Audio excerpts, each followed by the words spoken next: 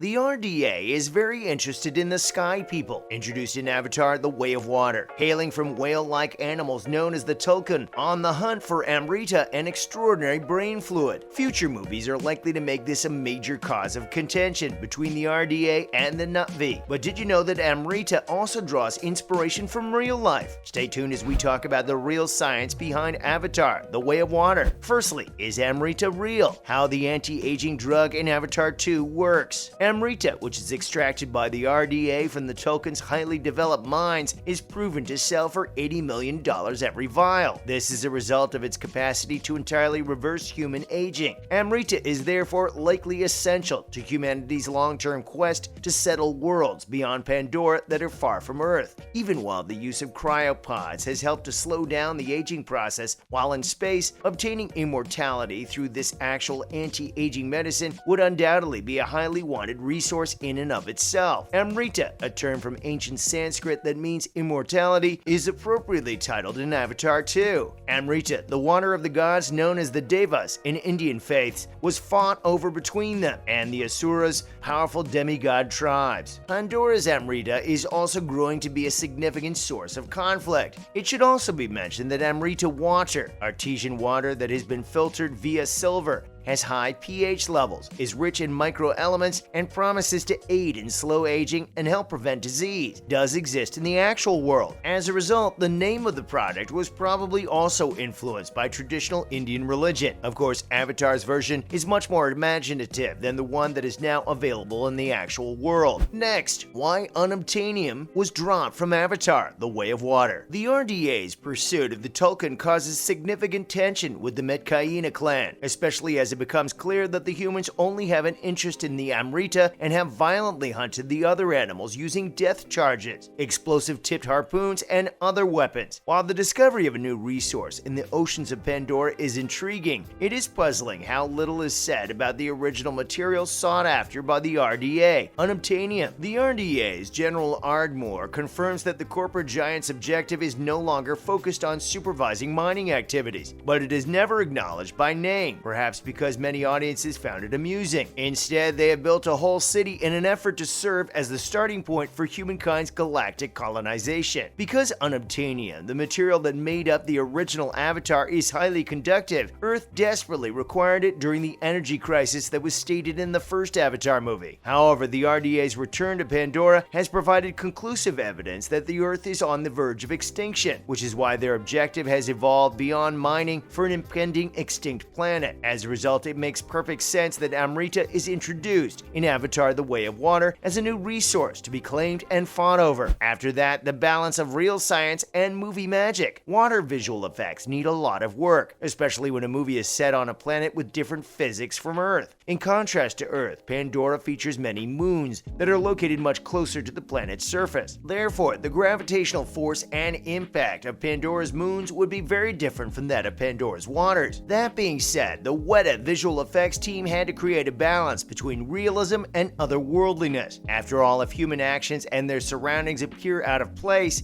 a visual effects heavy movie like Avatar might easily lose its sense of immersion. Despite the fact that the physics of Pandora are different from those on Earth, the visual effects team made the conscious decision to adhere as closely as possible to Earthbound physics. This prevented distracting movements from being seen by viewers. The team used reference footage to build the film's water effects, according to Weta FX supervisor Jonathan Nixon. They then altered it to suit the demands of the narrative. Many of the references that are based on truth made it possible for them to make the necessary changes, because if they didn't have that genuine physics foundation, if they started by saying, okay, the creature is 9 feet tall, the water ought to react this way, it becomes very difficult to fit this back in when you start to ask, why does this look right? It seems strange. Moving on, The Way of Water's real waters. Even though The Way of Water has an almost otherworldly atmosphere, the locations used for the Metkayina scenes actually exist in real life. Bhavani Rao Bodapati, the visual effects supervisor for Weta Toyota, said that Bora Bora and a number of other tropical habitats were referenced. That is where you find this affluent yet shallow life, because Mitkaina is not very deep, at most 7 meters, especially in the reef where they are swimming. In order to gather reference material for his films, filmmaker James Cameron also visited the Bahamas and New Zealand. VFX artists were encouraged to take their own reference footage if they spotted something in their daily lives, while the film's director was gathering material for the project from all around the world. According to Nixon, your brain expands by simply getting more absorbed in your actual reality, which improves your artistic ability. This concept contributes to the Way of Water's immersive quality. Also, bioluminescent plant and animal life. The variety of plant and animal life in the watery surroundings of the Way of Water is one of the most stunning aspects, with bioluminescence being a common element. Through discussions with marine scientists from Aotearoa, New Zealand's National Institute of Water and Atmospheric Research, Bodapati and Nixon gained knowledge about marine life. Given the significance of coral to the underwater ecosystems of Mitkaina, this was extremely useful. The classification of each coral in Mitkaina as hard coral or soft coral would have an impact on how they moved underwater. The crew would look for reference videos of other kinds of coral that mirrored what they intended the final product to be, because soft corals don't truly exist in real life, although hard corals do in tropical locations like Bora Bora. The marine biologists were keen to point out to the VFX crew that corals are actually animals, not plants, which turned the Way of Water into an enjoyable crash lesson in aquatic biology. The Way of Water's use of bioluminescence was another innovative aspect of its visual effects. The Na'vi have bioluminescent skin like many other living forms on Pandora, and they frequently arrange themselves in dots around their faces. Additionally, while bioluminescence is a feature of the Na'vi character designs, it still required motivation in the narrative. When the bioluminescent dots on the Na'vi would turn on and off had to be calculated by the crew. Next, Pandora's dinoflagellates. The researchers used Earth's dinoflagellates as the basis for bioluminescence on Pandora. In coral reefs, dinoflagellates are single-celled creatures that produce bioluminescence. Dinoflagellates' bioluminescence is activated in nature when they become agitated. They emit a short-lived blue-green glow before the energy that powers their bioluminescence runs out. According to Nixon, this similar theory was applied by the team to the undersea bioluminescence in Way of Water. They first separated elements from their VFX water simulations, such as velocity and aeration decay, for nighttime underwater scenes. The water's bioluminescence was then timed by the simulation's velocity and aeration decay after taking into account the fact that dinoflagellates shine for a specific period of time in response to agitation. This is why when a figure kicks their feet around in the water begins to sparkle around them. Together, these things help to further the portrayal of water as a distinct, living entity in the movie. The Way of Water is a great follow-up to 2009's pioneering visual effects blockbuster Avatar. The Way of Water feels like a love letter to earthly life beyond its astounding extraterrestrial splendor. The ecology of Mitkaina creates a sense of poetry. Avatar: The Way of Water's focus on marine biology is a surprisingly realistic marriage between science and the human imagination in a world where blockbusters increasingly rely on jargon like the multiverse and concepts connected to quantum physics. Now for how the underwater scenes were prepared. A performance capture tank was built at Lightstorm Entertainment's site in Manhattan Beach, California. After some rough tests, the initial experiments were conducted in the backyard pool of an Avatar producer, John Landau. The tank contained about 90,000 gallons in capacity and was 32 feet deep. The seawater tank built for Titanic, in contrast, held 17 million gallons. Camera operators could shoot through windows in the pool walls as well as observation platforms on the deck, which gave the area the appearance and feel of a laboratory aquarium. The tank also replicated waves and currents at Cameron's request. Vanaham recalled saying to his colleagues, "Oh God, fellas, it just got more complicated." The crew's biggest challenge was keeping overhead studio lights from affecting performance capture data. Cameron's solution for this was to sprinkle a coating of tiny polymer balls across the water's surface, which would diffuse the light in the tank and make it safe for actors to come to the surface. In The Abyss, he applied the fundamental technique to simulate the dark ocean depths. Actors' bothersome breathing requirements would have been another item that would have awkwardly interfered with the performance capture, not only throughout takes but also right before a take. Cast members held their breath. They trained with Kurt Crack, a free diving teacher, in addition to receiving their scuba Scuba certification. With 7 minutes and 14 seconds, Kate Winslet proudly owns the breath-holding record. Lastly, the new creations for the movie. Reams of performance capture data were gathered. That information was given to the Weta FX artists for the subsequent stage of the procedure. The wetsuit performers were changed into Na'vi by Weta's artists. The action was moved from a chlorine tank to a magical underwater planet, complete with vegetation and wildlife, thanks to the creation of exquisitely accurate artificial setting. Weta claims that 57 new kinds of marine life were developed specifically for the movie. Researchers at Victoria University of Wellington provided coral reef biology advice to Weta artists as well. Weta FX supervisor Joe Lettieri made light of the situation by saying, "We don't get a free trip to the Bahamas. What a massive project this movie is." That's a wrap for this video. Which part did you find the most fascinating? Let us know in the comments below. Make sure to give this video a thumbs up and subscribe to our channel for more videos like this. See you in the next one.